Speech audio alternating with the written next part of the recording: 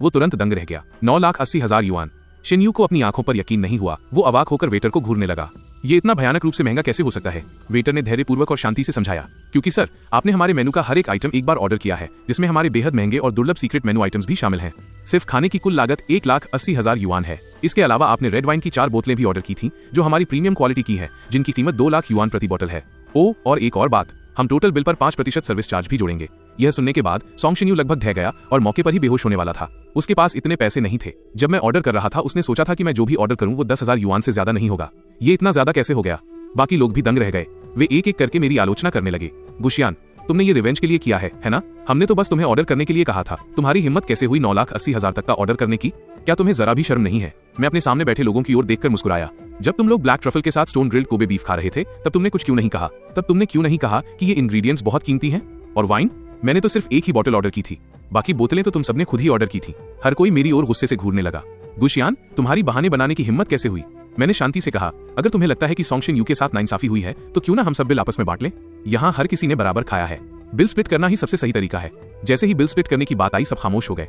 अब डर लग रहा है क्या? अगर हम बिल बांटते भी तो हर किसी को लगभग 1 लाख चुकाने पड़ते। ये उनकी कई महीनों की सैलरी थी। सोंग शिन्यू के पास खड़ी एक लड़की बोल उठी, शिन्यू हमारे साथ खाने के खर्च के लिए इतना कंजूस नहीं होगा। सोंग शिन्यू को ऐसा महसूस हुआ जैसे उसे आग पर झोंक दिया गया हो। असलियत ये थी कि वेन यूटिंग के विदेश जाने के बाद उसके और शिन्यू के पास ज्यादा पैसे नहीं थे। वेन फैमिली ने पहले ही उसकी फाइनेंशियल सपोर्ट बंद कर दी थी। विदेश में उनके वो 3 साल वैसे बिल्कुल नहीं थे जैसा लोग इमेजिन करते थे। वेन यूटिंग अपने परिवार से पैसे मांगने के लिए बहुत स्वाभिमानी थी, और सोंग शिन्यू के अकाउंट में सिर्फ 1 लाख से कुछ ज्यादा ही पैसे थे, जो उसने पिछले 3 सालों में ट्यूशन पढ़ाकर कमाए थे। वो वाकई में इस लगभग 10 लाख के खाने का खर्च नहीं उठा सकता था। उसके पास वेन यूटिंग को कॉल करने के अलावा कोई रास्ता नहीं था। जब वेन यूटिंग ने सुना कि खाने का बिल 9 लाख से ज्यादा आया है, तो उसकी आवाज में गुस्सा साफ झलक रहा था। सोंग शिन्यू, क्या तुमने कोई डायनासोर खा लिया है? एक बार के खाने का बिल 9,80,000।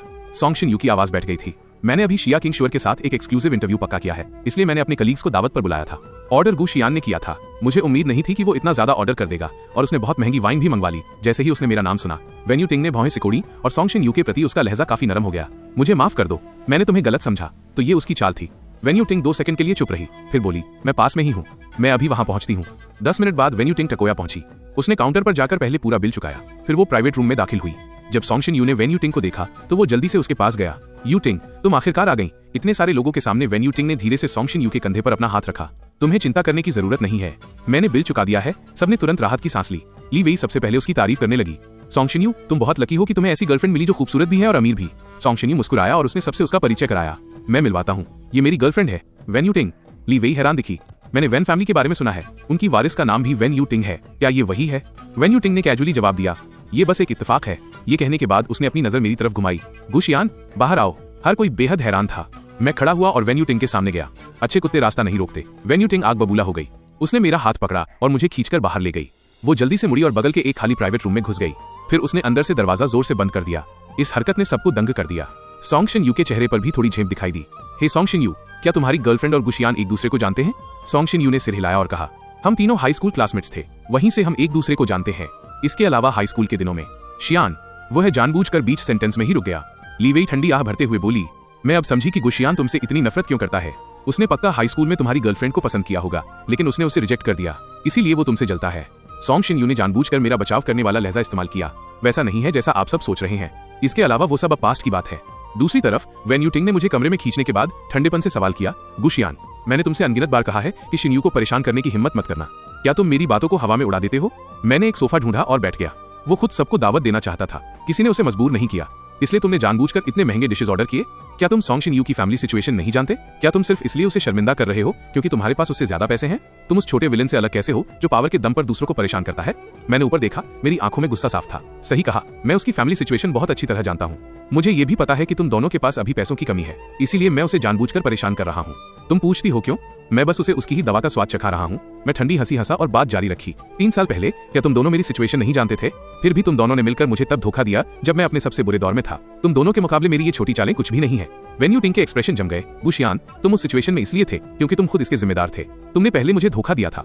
वेन यूटिंग ने मुझे नफरत से घूरते हुए कहा, गुशियान, यूनिवर्सिटी के पहले साल में उस साल समर ब्रेक के दौरान क्या हुआ था? क्या तुम मुझे बताने की हिम्मत रखते हो? मेरा चेहरा अचानक पीला पड़ गया। वेन यूटिंग, तुम्हें उस बारे में कैसे पता? जब वेन यूटिंग ने मेरा उतरा हुआ चेहरा देखा तो उसकी आंखों में भी झटके के भाव आए। नफरत भरी बात यह थी कि घबराहट की हालत में भी मेरा ये चेहरा बहुत ज्यादा हैंडसम लग रहा था। तो आखिर वो औरत कौन थी? मैं झटके से अपने पैरों पर खड़ा हो गया। मेरी नजर असामान्य रूप से ठंडी और पैनी हो गई। तुम चुप रहो, वेन यू टिंग तुरंत शर्म के मारे आग बबूला हो गई। तुमने मुझसे शादी क्यों की? क्या इसलिए नहीं क्योंकि तुम अब गू फैमिली में वापस नहीं जा सकते थे? अगर तुम अभी भी गू फैमिली के यंग मास्टर होते तो क्या तुम तब भी मुझसे शादी करते? क्या तुम तब भी वेन फैमिली में शादी करना चुनते? अब तुम ऐसे नाटक करते हो जैसे तुम मुझे पागलों की तरह प्यार करते हो। ये सिर्फ इसलिए है क्योंकि तुम अपनी आखिरी उम्मीद खोने से डरते हो, अपनी बाकी जिंदगी की दौलत और शोहरत खोने से डरते हो। तुम जैसा हिपोक्रेट और गंदा इंसान सॉन्ग शिन यू के एक बाल के बराबर भी नहीं है। बस बहुत हुआ वेन यू टिंग। मेरी उंगलियां हल्की सी कांप रही थी। मेरे दिल की गहराइयों में एक सीक्रेट दफन है, एक ऐसा राज जो कोई नहीं जानता। मैंने कभी किसी को नहीं बताया। मैंने हमेशा खुद को यही यकीन दिलाया कि वो सिर्फ एक डरावना सपना था। मैं उस इंसिडेंट को अपनी यादों से मिटाने में लगभग कामयाब हो गया था। मुझे लगा था कि इस दुनिया में कभी किसी को पता नहीं चलेगा, लेकिन मैंने कभी उम्मीद नहीं की थी कि वेन यू टिंग इतने समय से ये जानती थी। मैं सीधे दरवाजे की ओर गया, उसे खोला और बाहर निकल गया। उस समय सॉन्ग शिन यू ठीक दरवाजे पर खड़ा था। मैंने सॉन्ग शिन यू को एक गहरी नजर दी और बिना एक शब्द कहे वहां से चला गया।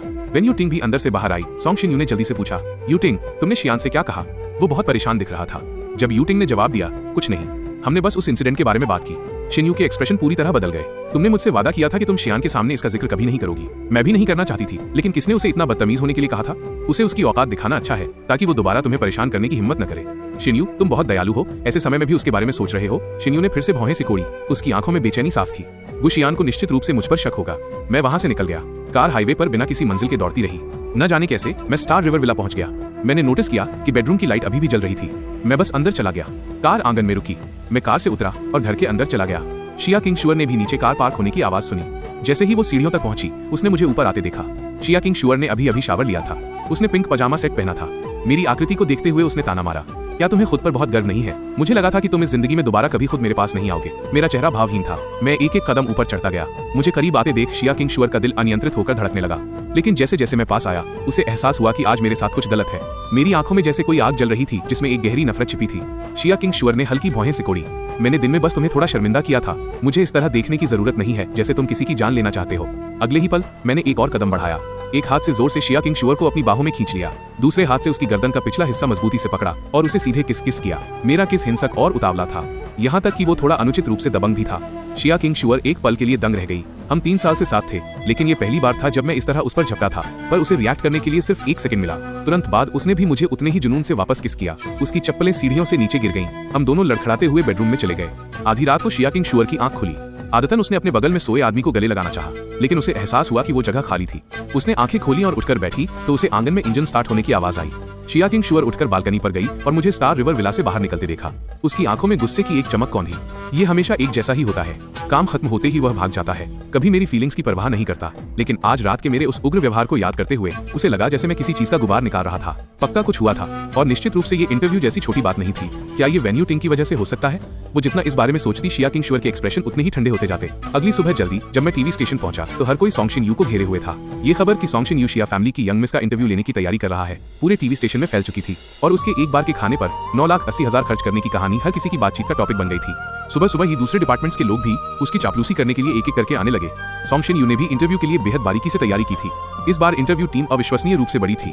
आमतौर पर एक इंटरव्यू के लिए एक रिपोर्टर और एक कैमरामैन काफी होते हैं, लेकिन इस बार स्टेशन ने 10 से ज्यादा लोग भेजे थे। उन्होंने सॉन्ग शिन यू को 2 पर्सनल असिस्टेंट भी दिए थे। इस इंटरव्यू की वजह से स्टेशन ने एक स्पेशल नया सेगमेंट बनाया था और शिया किंग शुअर उस सेगमेंट की पहली गेस्ट थी। ये साफ था कि टीवी स्टेशन इस मामले को कितनी अहमियत दे रहा है। हालांकि अपॉइंटमेंट 9 बजे का था, लेकिन सॉन्ग शिन यू सुबह 8 बजे ही टीम को लेकर निकल गया। जैसे ही वे निकलने वाले थे, खुद स्टेशन डायरेक्टर वहां आ पहुंचे। सब बहुत हैरान थे। स्टेशन डायरेक्टर एक बिजी इंसान थे। वो शायद ही कभी खुद स्टेशन पर आते थे। साफ तौर पर डायरेक्टर सॉन्ग शिन यू को सम्मान देने आए थे। उन्होंने प्रोत्साहन के कुछ शब्द कहे। सॉन्ग शिन यू ने विनम्रता से जवाब दिया, डायरेक्टर, मैं इस इंटरव्यू मिशन को सफलतापूर्वक पूरा करने का वादा करता हूँ। डायरेक्टर ने सिर हिलाया और डायरेक्टर टैंक के कंधे को थपथपाया। तुम वाकई हमारे स्टेशन के लिए एक खजाना लेकर आई हो। ठीक 8 बजे सॉन्ग शिन यू समय पर टीम को लेकर निकल गया। मैं अपनी डेस्क पर बैठकर एक स्क्रिप्ट रिव्यू कर रहा था। ली वेई जानबूझकर मेरे बगल में खड़े होकर एक कलीग से बातें करने लगी। सॉन्ग शिन यू वाकई कमाल है। उसे यहाँ आए हुए सिर्फ 2 दिन हुए हैं और उसने शिया फैमिली की यंग मिस को इनवाइट भी कर लिया। मुझे लगता है कि अब किसी के गॉड ऑफ इंटरव्यूज के टाइटल को सौंपना होगा। यहाँ तक कि स्टेशन डायरेक्टर भी खुद आए थे। ऐसा लगता है कि प्राइम टाइम मेल एमसी की पोजीशन तो निश्चित रूप से सॉन्ग शिन यू को ही मिलेगी। अगले महीने गोल्डन माइक्रोफोन होस्ट कंपटीशन है और हमारे स्टेशन के पास सिर्फ एक ही स्पॉट है। मुझे डर है कि वो भी सॉन्ग शिन यू को ही दिया जाएगा। मैं चुपचाप बैठा रहा और एक शब्द भी नहीं कहा। इस बीच सुबह 8:20 बजे सॉन्ग शिन यू अपने काफिले के साथ श्वान बिल्डिंग पहुंचा। जैसे ही वो कार से उतरा, कोई उसका स्वागत करने आया। हेलो, आप टीवी स्टेशन से हैं, सही कहा ना? मैं सीईओ की सेक्रेटरी गाओ चिन हूँ। सीईओ शिया ने मुझे आपका स्वागत करने के लिए भेजा है। हर कोई गाओ चिन के पीछे पीछे श्वान बिल्डिंग के अंदर गया। अपने 2 यंग असिस्टेंट्स के साथ सॉन्ग शिन यू बेहद उत्साहित लग रहा था। सीईओ की सेक्रेटरी खुद हमारा स्वागत कर रही हैं। हमारे शिन यू भाई का कितना इन्फ्लुएंस है। सही कहा, क्या शिन यू भाई और सबसे बड़ी मिस शिया दोस्त हो सकते हैं? एक साधारण इंटरव्यू को इस तरह का ट्रीटमेंट नहीं मिलता। सॉन्ग शिन यू ने उनकी फुसफुसाहट सुनी। उसके चेहरे पर एक कोमल और विनम्र मुस्कान बनी रही, लेकिन उसके होठों के कोनों की मुस्कान थोड़ी और घमंडी हो गई थी। मीटिंग रूम में एंटर करने के बाद गाओ चिन बोली, सीईओ शिया एक मीटिंग में है। मीटिंग खत्म होते ही वो इंटरव्यू के लिए आ जाएंगी। आप पहले से थोड़ी तैयारी कर सकते हैं। शिन यू ने सिर हिलाया। चिंता मत कीजिए सेक्रेटरी गाओ, हम पूरी तरह तैयार हैं। 10 मिनट बाद मीटिंग रूम का दरवाजा खुला। सॉन्ग शिन यू जल्दी से अपनी सीट से खड़ा हुआ और उसका स्वागत करने के लिए आगे बढ़ा। वो शिया किंग शुअर के सामने खड़ा हुआ और शालीनता से अपना हाथ आगे बढ़ाया। हेलो सीईओ शिया, मैं आज का इंटरव्यू लेने वाला सॉन्ग शिन यू। हम कल मिले थे। हमारे लिए ये बहुत बड़े सम्मान की बात है कि आप इस इन डेप्थ इंटरव्यू के लिए सहमत हुई। मुझे व्यक्तिगत रूप से सीईओ शिया के पहले इंटरव्यू का होस्ट बनकर बहुत गर्व महसूस हो रहा है, लेकिन शिया किंग शुअर का हाथ मिलाने का कोई इरादा नहीं था। उनकी विलो की पत्ती जैसी भौहें भी थोड़ी सिकुड़ गईं। इसने सॉन्ग शिन यू को एक बुरा एहसास दिया। किसी भी अनपेक्षित घटना से बचने के लिए उसने जल्दी से अपना हाथ पीछे खींच लिया। उसका इरादा सीधे मुद्दे पर आने का था। सीईओ शिया, हम सब तैयार हैं। क्या हम अब इंटरव्यू शुरू करें? लेकिन शिया किंग शुअर ने उसे ठंडी आवाज में बीच में ही रोक दिया। रुकिए, जिस होस्ट के साथ मैंने ये शेड्यूल किया था वो मिस्टर सॉन्ग नहीं लगते। सॉन्ग शिन यू का दिल बैठ गया, लेकिन उसे स्थिति को संभालने का कोई रास्ता निकालने के लिए खुद को शांत रहने पर मजबूर करना पड़ा। क्या मैंने कल आपसे बात नहीं की थी कि रोंगचिंग टीवी शिया ग्रुप के साथ पारस्परिक रूप से लाभकारी संबंध स्थापित करने के लिए बहुत उत्सुक है। यदि भविष्य में ग्रुप की कोई भी रिक्वेस्ट होगी तो हमारा रोंगचिंग टीवी सहयोग करने की पूरी कोशिश करेगा। सॉन्ग शिन यू के दिल में अभी भी उम्मीद की एक किरण थी कि उसके द्वारा दी गई शर्तें शायद उनका मन बदल दे, लेकिन शिया किंग शुअर पूरी तरह से बेपरवाह दिखी। कल मैं मिस्टर गू से बॉल के खेल में हार गई थी। इंटरव्यू के लिए सहमत होना विजेता के लिए इनाम था। मिस्टर सॉन्ग उस समय वहां मौजूद थे। शायद आप इस मामले को किसी और से बेहतर समझते होंगे। शिया किंग शुअर की आवाज में एक डरावनी ठंडक थी। मैं शिया किंग शुअर शर्त लगाने पर अपनी हार स्वीकार करती हूँ। मैं हमेशा अपनी जबान की पक्की औरत रही हूँ। मैं केवल मिस्टर गू द्वारा इंटरव्यू लिए जाने के लिए सहमत हुई थी, इसलिए इस इंटरव्यू के होस्ट केवल वही हो सकते हैं। अगर मिस्टर गू नहीं आते हैं तो आज का इंटरव्यू कैंसिल है। इसके साथ ही शिया किंग शुअर मुड़ी और मीटिंग रूम से बाहर चली गई। सॉन्ग शिन यू ने अपने पीछे अपने अंगों को बर्फ जैसा ठंडा महसूस किया। हर कोई आपस में फुसफुसाने लगा। तो ये शिन यू भाई नहीं थे जिन्होंने सबसे बड़ी मिस शिया को इंटरव्यू के लिए मनाया था। जिस मिस्टर गू का उन्होंने जिक्र किया, क्या वह गू शियान हो सकते हैं? मैंने सुना है कि सबसे बड़ी मिस उनसे बॉल गेम हार गई थी, इसीलिए वो इंटरव्यू के लिए मान गई। शियान भाई वाकई इंटरव्यू के देवता हैं। ऐसा कोई इंटरव्यू नहीं है जिसे वो जीत न सके। लेकिन सॉन्ग शिन यू को झूठ क्यों बोलना पड़ा कि उन्होंने ही उन्हें मनाया था? मौके पर ही पोल खुल गई। सॉन्ग शिन यू को लगा जैसे उसकी दुनिया घूम रही है, लेकिन उसे पीछे मुड़ते ही ऐसे नाटक करना पड़ा जैसे कुछ हुआ ही न हो। ये इसलिए है क्योंकि कल मैंने उन्हें गलत समझ लिया था। हर कोई कृपया शियान को यहाँ आने के लिए कहे। युवा असिस्टेंट ने जल्दी से डायरेक्टर टेंग को कॉल किया। उसने शुरू से अंत तक सब कुछ बताया, वो सब जो उसने अभी देखा और सुना था। कहानी सुनने के बाद डायरेक्टर टेंग भी बेहद हैरान थी। वो मुझे ढूंढने के लिए दौड़ कर आई। शियान, जाहिर तौर पर तुमने ही ये इंटरव्यू जीता था। तुमने बोलकर समझाया क्यों नहीं? तुमने लगभग हम सबको पूरी तरह से गलतफहमी में डाल दिया था। मैंने एक चमकदार मुस्कान के साथ जवाब दिया, डायरेक्टर, इससे क्या फर्क पड़ता है कि इंटरव्यू कौन लेता है? डायरेक्टर टेंग ने जल्दी से अपने हाथ हिलाए। यह एक जैसा कैसे हो सकता है? तुम्हारी उपलब्धि का क्रेडिट तुम्हें ही मिलना चाहिए। अब तो सीईओ शिया भी कह रही हैं कि वो तुम ही होने चाहिए। जल्दी करो और वहां पहुंचो। लेकिन मैं फिर भी नहीं उठा। मेरे चेहरे पर अभी भी वही मुस्कान थी। अगर सॉन्ग शिन यू पहले ही जा चुके हैं तो मैं नहीं जाऊंगा। मुझे विश्वास है कि वो इसे करने के लिए पर्याप्त सक्षम हैं। आखिर हम सब स्टेशन के लिए ही काम करते हैं, इसलिए मैं इस बात पर बहस करने में अपना समय बर्बाद नहीं करना चाहता। डायरेक्टर टेंग ने नरम आवाज में मुझे मनाया। क्यों ना ऐसा करें, मैं शिन यू को वापस बुलाती हूँ और वो तुमसे माफी मांगेगा। ये कहने के बाद उन्होंने सावधानी से मेरी ओर देखा। ये देखते हुए कि मैंने विरोध नहीं किया, डायरेक्टर टेंग को उम्मीद की किरण दिखी। उन्होंने तुरंत सॉन्ग शिन यू का नंबर मिलाया और डिमांड की कि वो तुरंत स्टेशन वापस आए और व्यक्तिगत रूप से मुझे अपने साथ ले जाने के लिए इनवाइट करे। शिन यू अच्छी तरह जानता था कि इस इनवाइट शब्द का असली मतलब क्या है, लेकिन अभी उसके पास कोई और चारा नहीं था। थोड़ी देर बाद शिन यू स्टेशन पहुंचा। डायरेक्टर टेंग ने उसे डांटते हुए कहा, सॉन्ग शिन यू, आखिर तुम्हें हुआ क्या है? सबसे बड़ी मिस शिया ने साफ तौर पर सिर्फ शियान द्वारा इंटरव्यू लिए जाने के लिए हामी भरी थी। तुम्हारी ये दावा करने की हिम्मत कैसे हुई कि वो तुम थे? डायरेक्टर, मुझे बहुत खेद है क्योंकि कल सुबह मैंने सीईओ शिया से काफी देर तक बात की थी और उन्होंने साफ तौर पर मना नहीं किया था, इसलिए मुझे लगा कि उन्होंने अपनी मौन सहमति दे दी है। ये मेरी गलतफहमी थी। सॉन्ग शिन यू ने ऐसा दयनीय चेहरा बनाया कि किसी के लिए भी उसे डांटना मुश्किल हो गया। डायरेक्टर टेंग ने कहा, जाओ और शियान से माफी मांगो। सॉन्ग शिन यू ने धीरे से सिर हिलाया और मेरी सीट के पास आया। शियान, मुझे माफ कर दो, ये सब बस एक गलतफहमी थी। मेरा इरादा तुम्हारा इंटरव्यू स्पॉट चुराने का नहीं था। जल्दी करो और श्वान बिल्डिंग जाओ, सब वहां तुम्हारा इंतजार कर रहे हैं। मैंने ऊपर देखा और सॉन्ग शिन यू की ओर एक व्यंग्यात्मक मुस्कान दी। सॉन्ग शिन यू, क्या वाकई हर चीज एक गलतफहमी शब्द से सुलझ सकती है? उस समय जब वो और वेन्यूटिंग समर कैंप में चोरी छिपे साथ थे, तब भी वापस आकर उसने मुझे यही समझाया था और इसे गलतफहमी ही बताया था। आज भी ये एक गलतफहमी ही है। सॉन्ग शिन यू ने अपना सिर झुका लिया और मेरी ओर एक पीड़ित भाव से देखा। तुम क्या चाहते हो कि मैं क्या करूं? तुम जो कहोगे मैं वही करूंगा। ये वही दुखी चेहरा था जिसने उस समय मुझे धोखा दिया था। मैंने कभी उसे अपनी पूरी ईमानदारी से दोस्त माना था, उसे अपने भाई की तरह देखा था। मैं उसके लिए लड़ाइयों में कूदा और यहाँ तक कि उसके लिए एक बार चाकू भी खाया। आज भी मेरे कंधे पर आधा फुट लंबा निशान है। शायद आप जितना ज्यादा त्याग करते हैं उतनी ही नफरत भी करते हैं। हाँ, अब तक मेरे दिल में एक आखिरी चीज थी जिसे साफ करना जरूरी था। मैं खड़ा हुआ, उसकी आंखों में सीधे झांका और कहा, सॉन्ग शिन यू, मेरे पीछे आओ। मैं एक खाली मीटिंग रूम में गया और सॉन्ग शिन्यू मेरे पीछे आया। मैंने दरवाजा जोर से बंद कर दिया, जिससे बाहर की अनगिनत जिज्ञासु और गॉसिप करने वाली निगाहें कट गईं। जैसे ही वो अंदर आया, सॉन्ग शिन्यू तुरंत घुटनों के बल गिर गया। उसने मेरा हाथ पकड़ा और भीख मांगने लगा। शियान, प्लीज मुझे इस बार माफ कर दो। अगर मेरी गलती की वजह से स्टेशन ये इंटरव्यू खो देता है तो मैं निश्चित रूप से यहाँ और नहीं रुक पाऊंगा। मैंने तुरंत अपना हाथ उसके पास से हटा लिया। सॉन्ग शिन्यू, मैं तुमसे कुछ पूछना चाहता हूँ। मुझे ईमानदारी से जवाब दो कि कॉलेज के हमारे पहले साल के समर ब्रेक के दौरान क्या हुआ था। क्या तुमने ही वेन्यू टिंग को बताया था, है ना? सॉन्ग शिन्यू की आंखें मेरी नजरों से बचती हुई लगीं। पास्ट की सारी कड़ियों को जोड़ते हुए मैं पहले ही कंफर्म कर सकता था कि ये निश्चित रूप से सॉन्ग शिन्यू की वजह से ही हुआ था, लेकिन मुझे यकीन नहीं था कि ये सब अकेले सॉन्ग शिन्यू द्वारा रचित था। सॉन्ग शिन्यू जमीन पर घुटनों के बल बैठा रहा। शियान, मैं ये उम्मीद करने की हिम्मत नहीं करता कि तुम मुझे माफ कर दोगे। तुम मानो या न मानो, मैं इन सभी सालों में तड़प तड़प कर जिया हूँ। अगर तुम मुझसे नफरत करते हो तो बस मुझे मारो, मारो मुझे। इससे मुझे थोड़ा बेहतर महसूस होगा। सॉन्ग ने मेरा हाथ पकड़ा और उससे अपने ही चेहरे पर थप्पड़ मार लिया। मैंने अपना हाथ पीछे खींच लिया, फिर वो खुद को बार बार थप्पड़ मारने लगा। जल्द ही उसके चेहरे पर उंगलियों के निशान साफ दिखने लगे। चिढ़कर मैंने उसकी कलाई पकड़ ली। सॉन्ग शिन्यू, तुमने मुझे फंसाया था, है ना? क्या तुमने वो सब अरेंज किया था? सॉन्ग शिन्यू की आंखों में खौफ का भाव आ गया। नहीं, ऐसा नहीं था। ये सच है कि मैंने वेन्यू टिंग के सामने वो बात उगल दी थी, लेकिन उस घटना से मेरा कोई लेना देना नहीं था। मैंने वाकई वो नहीं किया, मैंने उपहास किया। सॉन्ग शिन्यू, मैं इसकी तह तक जांच करूंगा। अगर मुझे पता चला कि तुम इसमें शामिल थे तो मैं तुम्हें बिल्कुल नहीं छोड़ूंगा। मैं खड़ा हुआ और मीटिंग रूम से बाहर निकल गया। दरवाजे के बाहर गॉसिप करने वालों की भीड़ जमा थी। उन्होंने सॉन्ग शिन्यू को अंदर घुटनों के बल बैठे देखा, जिसके चेहरे पर थप्पड़ का निशान साफ था।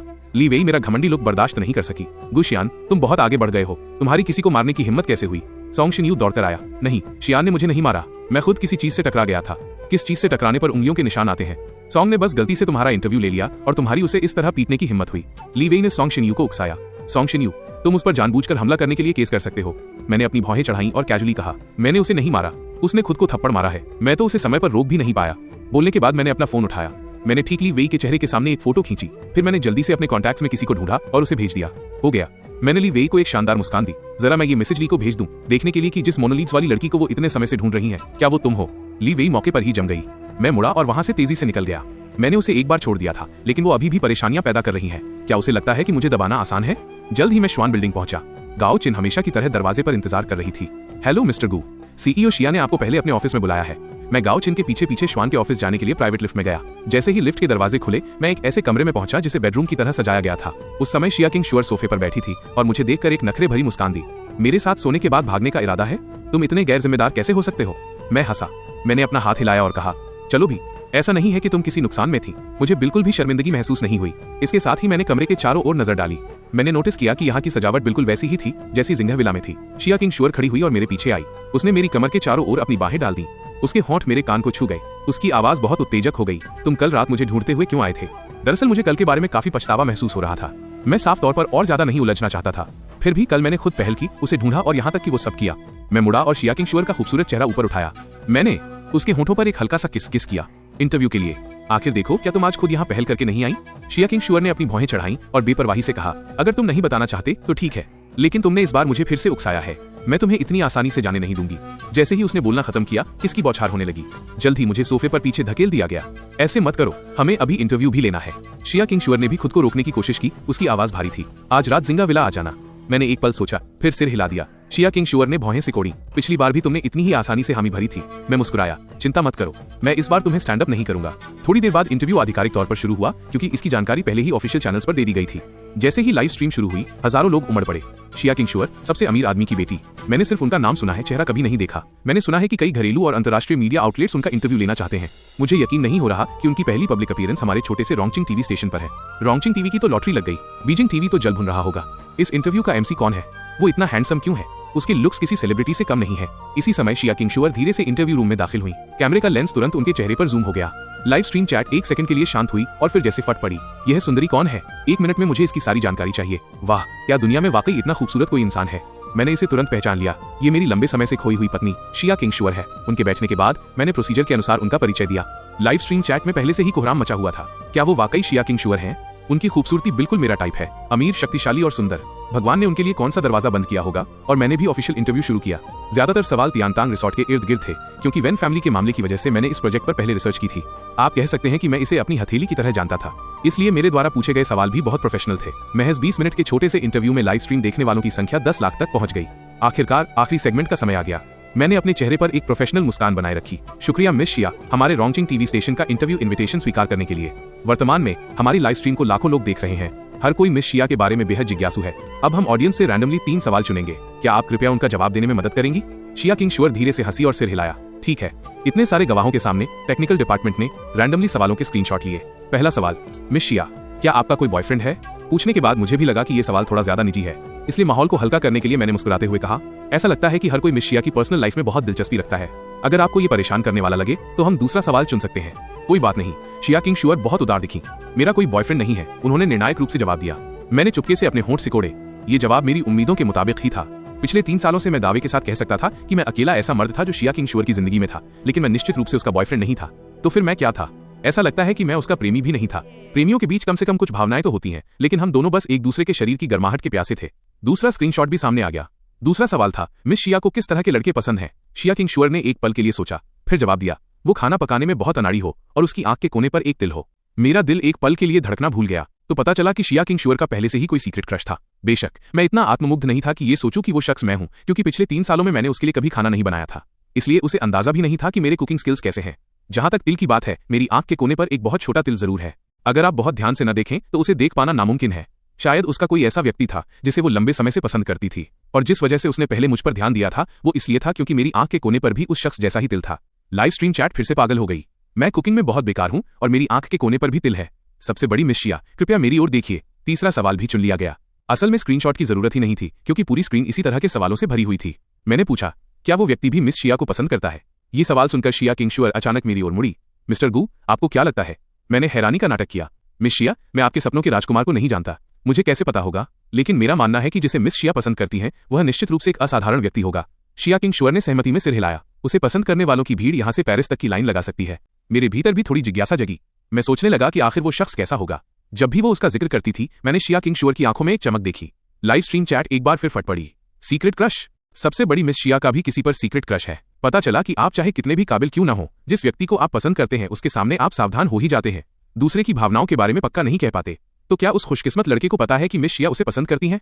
सबकी तरफ से मैंने सबसे उत्सुकता वाला सवाल पूछा। तो मिस शिया को नहीं पता कि वो व्यक्ति आपको वापस पसंद करता है या नहीं? शिया किंग शुअर मुस्कुराई। मैं अभी भी पेरिस वाली लाइन में इंतजार कर रही हूँ। मुझे उम्मीद है कि वो मुझे ज्यादा इंतजार नहीं कराएगा। उस हाजिर जवाबी ने माहौल को तुरंत हल्का कर दिया। मैंने भी एक मजाक जोड़ दिया। बहादुर ही जिंदगी का असली मजा लेते हैं। मिस शिया, आपको खुलकर उसका पीछा करना चाहिए। आप शायद सफल हो जाएं। बोलने के बाद मैं फाइनल समरी के लिए कैमरे की ओर मुड़ा। एक बार फिर इस इंटरव्यू में शामिल होने के लिए मिस शिया किंग शुअर का धन्यवाद। हम यह भी कामना करते हैं कि आप जल्द ही अपने प्यार को पा सकें। इंटरव्यू खत्म हो गया। क्रू के लोग धीरे धीरे मीटिंग रूम से बाहर जाने लगे। मैंने भी जल्दी से उठकर जाने का इरादा किया, लेकिन जैसे ही मैं खड़ा हुआ, शिया किंग शुअर ने मेरा हाथ कसकर पकड़ लिया। काम खत्म करना और फिर चंपत हो जाना, यही तुम्हारा स्टाइल है ना? मैंने चारों ओर देखा और कहा, मुझे अभी स्टेशन वापस जाना है, अभी वर्किंग आवर्स चल रहे हैं। शिया किंग शुअर ने अपनी घड़ी पर नजर डाली। तुम्हारा टीवी स्टेशन 11:30 बजे भी काम कर रहा है। जाने से पहले मेरे साथ खाना खाओ। मेरे पास कोई चारा नहीं था। मुझे क्रू के बाकी सदस्यों को पहले वापस जाने के लिए कहना पड़ा। गाओ चिन लंच लेकर आई। शिया किंग शुअर का ऑफिस दरअसल एक सेल्फ कंटेन्ड अपार्टमेंट की तरह था, इसलिए हमने सीधे डाइनिंग टेबल पर ही लंच किया। मुझे अचानक कुछ याद आया और मैं जोर से हंस पड़ा। झींगा छीलते हुए शिया किंग शुअर ने पूछा, तुम किस बात पर हंस रहे हो? मैंने धीरे से कहा, हम एक दूसरे को 3 साल से जानते हैं। ऐसा लगता है कि ये पहली बार है जब हमने साथ में लंच किया है। हम 3 साल से एक दूसरे को जानते हैं और लगभग हमेशा रात में ही मिलते थे। हमने कभी कभार साथ में डिनर किया, लेकिन लंच कभी नहीं। शिया किंग शुअर ने छीला हुआ झींगा मेरे बाउल में रख दिया। क्योंकि तुम मुझे सिर्फ एक बेड वार्मर की तरह देखते हो। मैं सूप पी रहा था और ये सुनकर मुझे धक्का लग गया। मिस शिया, क्या हम पुरानी बातें बीच में न लाएं? शिया किंग शुअर ने मुझे घूरते हुए बात जारी रखी। हम पुरानी बातें भूल सकते हैं, लेकिन कल रात के बारे में क्या? कल रात तुमने अचानक खुद को मुझ पर थोप दिया, उसका क्या मतलब है? वो बहुत रिलैक्स होकर बोल रही थी, लेकिन उसका लहजा बेहद गंभीर था, जैसे किसी बहुत जरूरी मामले पर चर्चा कर रही हो। इस बार मुझे सच में धक्का लगा और मैंने जल्दी से टिश्यू ढूंढा। खुद को शांत करने और बोलने लायक होने में मुझे काफी समय लगा। मुझे माफ कर दो, मैं कल थोड़ा विचलित था। मैं वादा करता हूं कि ऐसा दोबारा कभी नहीं होगा। शिया किंग शुअर ने अपनी भौहें चढ़ाईं। क्या इससे मैं नुकसान में नहीं रहूंगी? मैं दंग रह गया। मुझे रिएक्ट करने में एक पल लगा। हूं? क्या? गुशियान, क्या तुम मेरे बॉयफ्रेंड बनना चाहते हो? मेरे मुंह से स्वाभाविक रूप से निकला, मैं शादीशुदा हूं। शिया किंग शुअर हंसी। तुम्हारी वो शादी किस गिनती में आती है? क्या वो कानूनी रूप से मान्य है? मैं थोड़ा सुन्न रह गया। तुम सब जानती हो। शिया किंग शुअर ने सिर हिलाया। वो बोलने से पहले एक पल के लिए खामोश रही। वेन यू टिंग तुमसे प्यार नहीं करती, ये तुम खुद बहुत अच्छी तरह जानते हो। किसी ऐसे व्यक्ति पर समय बर्बाद करने के बजाय जो तुम्हारी ओर कभी मुड़कर नहीं देखेगा, क्यों ना तुम किसी और को आजमाओ? मुझे लगता है कि हम काफी कंपैटिबल संगत हैं। मैंने उसकी ओर देखा और मुस्कुराया। मिस शिया, सच कहूं तो बेड पर तुम्हारी स्किल्स काफी अच्छी हैं। ये सुनकर शिया किंग शुअर ने भौहें सिकोड़ी कि उसके पास इतनी सारी अच्छी खूबियां हैं, फिर भी मुझे सिर्फ यही याद रहा कि वो उसमें अच्छी थी। मैंने बात जारी रखी। हम साथ रहना जारी रख सकते हैं, लेकिन एक शर्त पर। शिया किंग शुअर ने मेरी ओर मुंह बनाया। क्या शर्त? कोई लाभ नहीं ढूंढना, भावनाओं के बारे में कोई बात नहीं करना, बस साथ में खुश रहना काफी है। कोई भी पक्ष दूसरे से बंधा नहीं होगा और हम एक दूसरे की प्राइवेट लाइफ में दखल नहीं देंगे। ये सुनने के बाद शिया किंगशुअर असंतुष्ट लगी। तो तुम मेरे साथ रिलेशनशिप में नहीं रहना चाहते, तुम बस मेरे साथ सोना चाहते हो? मैंने सिर हिलाया। मैं जानता था कि हम दोनों के मन में एक दूसरे के लिए भावनाएं थीं, वरना हम पिछले 3 सालों से इस तरह उलझे नहीं होते। हालांकि हमारे स्टेटस बहुत अलग हैं, अंत में हम निश्चित रूप से इससे आगे नहीं बढ़ सकते। यह कहने के बाद मैं मन ही मन आह भरे बिना नहीं रह सका। इसके अलावा मैं खुद इतने सारे राजों के बोझ तले दबा हुआ हूं। मैंने बहुत पहले ही वफादार और अडिग प्यार में विश्वास करना छोड़ दिया था। वेन यू टिंग को बचपन से 20 सालों से जानने के बाद भी हम आपसी नफरत के इस मोड़ पर पहुंच सकते हैं। तो इस दुनिया में ऐसी क्या चीज है जो नहीं बदलती? ये देखते हुए कि शिया किंगशुअर अभी भी असंतुष्ट दिख रही थी, मैंने बेपरवाही से मुस्कुराते हुए कहा, अगर तुम्हें मंजूर नहीं है तो रहने दो। शिया किंगशुअर ने सिर हिलाया। ठीक है, तो तुम पहले जिंघा विला में शिफ्ट हो जाओ। मुझे सच में उम्मीद नहीं थी कि शिया किंगशुअर वाकई मान जाएगी। मैंने कहा, मुझे पहले कुछ चीजें संभालनी है, जैसे ही मैं फ्री होऊंगा मैं वहां आ जाऊंगा। इस बार शिया किंगशुअर ने कुछ और नहीं कहा। मैं दोपहर तक टीवी स्टेशन नहीं पहुंच पाया था। टेंग लिंग ने अपना थर्मस नीचे रखा ही था कि वो मेरा स्वागत करने के लिए दौड़ पड़ी। शियान, तुम सच में हमारे स्टेशन के महान हीरो हो। इंटरव्यू का फीडबैक अविश्वसनीय रूप से अच्छा रहा है। व्यूअरशिप रेटिंग्स ने एक नया रिकॉर्ड बनाया है। प्रोग्राम के एडवर्टाइजिंग स्लॉट्स के लिए भारी कंपटीशन चल रहा है। यहां तक कि बीजिंग टीवी ने खास तौर पर हमारे अनुभव से सीखने के लिए कॉल किया था। स्टेशन डायरेक्टर ने कहा है कि वो तुम्हें शानदार इनाम देंगे। मैं मुस्कुराया। यह सब स्टेशन की भलाई के लिए है, इसमें कोई बड़ी बात नहीं है दीदी। आसपास के लोग भी मुझे घेरने के लिए उमड़ पड़े। शियान भाई, आप कमाल हैं। न्यूज रूम के फोन लगातार बज रहे हैं, हर कोई मेरे इर्द गिर्द घूम रहा था। सिर्फ सॉन्ग शिन्यू दूर बैठा चुपचाप सब कुछ देख रहा था। शाम को मैं वेन फैमिली के पुराने घर लौटा। हमेशा की तरह मैं पहले ओल्ड मैन से बात करने के लिए स्टडी रूम में गया। उसके बाद ही मैं अपने कमरे में वापस आया। मैंने अपना पर्सनल सामान पैक करना शुरू कर दिया। मैंने घर छोड़ने का फैसला कर लिया था। दरअसल मैं पहले भी हमेशा वेन फैमिली के घर में नहीं रहता था, कभी कभार बाहर भी रुक जाता था। वेन फैमिली को इसकी आदत थी, लेकिन इस बार मैं हमेशा के लिए जाना चाहता था। यहाँ 3 साल रहने के बाद मुझे छोड़ते हुए थोड़ी हिचकिचाहट महसूस हो रही थी, खासकर इसलिए क्योंकि वेन फैमिली ने मुझे अपने बेटे की तरह माना था। मेरी जिंदगी के सबसे बुरे दौर में उन्होंने मुझे तूफान से बचने के लिए एक शांत पनाहगाह दी थी। कभी कभी मैं सोचता था कि अगर वेन यू टिंग वापस नहीं आती तो शायद पूरी जिंदगी वेन फैमिली के साथ रहना अच्छा होता। लेकिन जिस पल से वेन यू टिंग लौटी, सब कुछ धीरे धीरे अपने मूल रास्ते से भटकता हुआ लगने लगा। जब मेरा दिमाग उथल पुथल में था, तभी अचानक मेरे कमरे का दरवाजा खुला। वेन यू टिंग की गुस्से भरी आकृति दरवाजे पर दिखाई दी। अंदर आते ही उसने मेरा हाथ पकड़ा और जोर से धक्का दिया, क्योंकि मैं सामान पैक करने के लिए नीचे झुका हुआ था। उस धक्के से मैं जमीन पर गिर गया। वेन यू टिंग, अब तुम किस बात पर पागल हो रही हो? मैं अब और खुद को ना रोकते हुए जोर से चिल्लाया। गुशियान, तुम्हारी मुझसे पूछने की हिम्मत कैसे हुई? क्या सॉन्ग शिन्यू का इंटरव्यू चुराना तुम्हारे लिए काफी नहीं था? अब तुम्हारी सबके सामने उसे अपमानित करने और थप्पड़ मारने की हिम्मत हुई? मैं धीरे से खड़ा हुआ। क्या सॉन्ग शिन्यू ने तुमसे कहा कि मैंने उसका इंटरव्यू चुराया है? वेन यू टिंग ने मुझे नफरत भरी नजरों से देखा। उसे मुझे बताने की जरूरत नहीं है, मैं खुद जानती हूँ। जब हम छोटे थे तब से ही तुम हमेशा कॉम्पिटिटिव रहे हो। बचपन में मैं जो कुछ भी सीखती थी तुम भी वही सीखते थे। तुम हमेशा हर चीज में मुझसे बेहतर बनना चाहते थे। तुम उस तरह के इंसान हो जिसे दूसरों की चीजें चुराना पसंद है। वेन यू टिंग के होठों पर एक उपहास भरी मुस्कान थी। तुम मेरे साथ भी ऐसा ही व्यवहार करते हो, फिर शिन्यू तो दूर की बात है। वाकई बचपन से ही मेरा स्वभाव ऐसा ही था। उस समय जब वो गोल्फ सीखने गई थी, मैं भी मजे के लिए साथ चला गया था, लेकिन मैं हमेशा उससे बेहतर खेलता था। हर कोई मेरी अंतहीन तारीफ करता था। उसके बाद उसने गोल्फ खेलना छोड़ दिया और गो सीखना शुरू कर दिया, तो मैंने भी गो सीखना शुरू कर दिया। नतीजतन मैंने कंपटीशन में हिस्सा लिया और घरेलू और अंतर्राष्ट्रीय स्तर पर हर तरह के पुरस्कार जीते। जबकि वो इतनी नाराज हुई कि उसने कसम खा ली कि वो फिर कभी गो बोर्ड को हाथ नहीं लगाएगी। ऐसा लगता है कि अपनी जिंदगी के पहले हिस्से में उसे हमेशा मेरी छाया में रहना पड़ा। इस पल मैं थोड़ा हैरान था कि जब तुमने हमारे बचपन की बात छेड़ी तो ये सच है। बचपन में यू टिंग ने जो कुछ भी सीखा मैंने भी वही सीखा, लेकिन मेरा एकमात्र उद्देश्य बस उसके साथ रहने और साथ खेलने के लिए ज्यादा समय बिताना था। इसलिए उसे जो कुछ भी पसंद था मैं उसे सीखने में अपना पूरा दिल लगा देता था। मेरा उसे मात देने का कभी कोई इरादा नहीं था और न ही उसकी कोई चीज छीनने की कोई मंशा थी। मुझे उन खाली टाइटल्स या शानदार उपलब्धियों की कभी परवाह नहीं थी। मैंने कभी उम्मीद नहीं की थी कि वेन यू टिंग मेरे बारे में इतना बुरा सोचेगी, लेकिन इस मोड़ पर सारी सफाई बेमानी हो गई है। मैंने धीरे से आह भरी। वेन यू टिंग, अब मैं चाहे कुछ भी कहूँ तुम मुझ पर विश्वास नहीं करोगी, क्योंकि इस समय तुम्हारे दिमाग में सिर्फ सॉन्ग शिन्यू है। मैं एक पल के लिए रुका और फिर बात जारी रखी। अगर ऐसी बात है तो चलो इसे खत्म करते हैं। वेन यू टिंग ने और भी व्यंग्यात्मक हंसी निकाली, जैसे मुझे फिर से धमकाने की कोशिश कर रही हो। गुशियान, क्या तुम कोई नई तरकीब नहीं सोच सकते? मैंने सीधे उसकी आंखों में देखा और गंभीरता से कहा, मैं इस बार सीरियस हूँ। मैं आज रात ही यहाँ से चला जाऊंगा। मैं बाद में दादाजी और बाकी सबको सब कुछ साफ साफ समझा दूंगा। तभी बटलर ने हमें डिनर के लिए नीचे बुलाया। मैं निर्णायक रूप से बाहर निकल गया। डिनर के दौरान माहौल बेहद उदास था। वेन यू टिंग और मैं दोनों अपने अपने ख्यालों में खोए हुए थे। खाने के बीच में मैंने अचानक अपने चॉपस्टिक्स नीचे रख दिए। दादाजी, पापा, मम्मी सब मेरी ओर देखने के लिए मुड़े। मदर वेन ने पूछा, शियान क्या बात है बेटा? मैंने धीरे से कहा, पिछले 3 सालों में आप सबके प्यार और देखभाल के लिए मैं तहे दिल से शुक्रिया अदा करता हूँ।